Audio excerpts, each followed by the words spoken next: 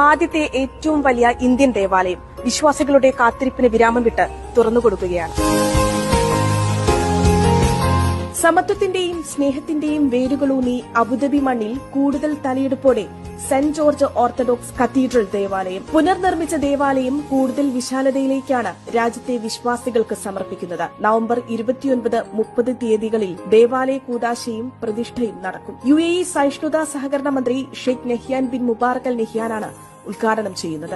Orthodox സഭാധ്യക്ഷൻ Baselios Marthoma Mathews തൃതീയൻ കാതോലിക്ക ബാവയുടെ മുഖ്യ കാർമ്മികത്വത്തിലാണ് ചടങ്ങുകൾ. ഗീവർഗീസ് സഹോദരന്റെ മധ്യസ്ഥയിലുള്ള ഈ UAEയുടെ മണ്ണിലെ ഏക ദേവാലയമാണ്. അന്നും ഇന്നും എന്നും ഈ രാജ്യത്തിന്റെ ഭരണാധികാരികളോട് കൂറും അനുസരണവും ഒക്കെ പ്രഖ്യാപിച്ചുകൊണ്ടാണ് ഈ സഭ മുൻപോട്ട് പോകുന്നത്.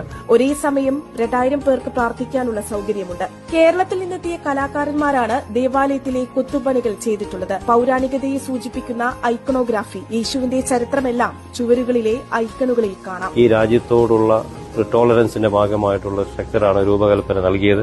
ഇതിന്റെ എല്ലാ സ്ട്രക്ചറും ഇന്റീരിയർ ഡിസൈനിങ്ങും കാര്യങ്ങളും എല്ലാം ഞങ്ങളുടെ ഇടവകയിൽ അംഗങ്ങൾ തന്നെ രൂപകൽപ്പന നൽകിയത്. 15 ദശലക്ഷം ദിർഹമാണ് നിർമ്മാണ ചെലവ്. സാമ്പത്തികമായി സഹായം നൽകിയവരിൽ Lulu group chairman MA Yusuf അലിയും ഉൾപ്പെടുന്നു. 1983 രാഷ്ട്രപിതാവ് Sheikh Zayed bin Sultan Al നഹ്യാനായിരുന്നു ദേവാലയത്തിന് ഭൂമി അനുവദിച്ചത്.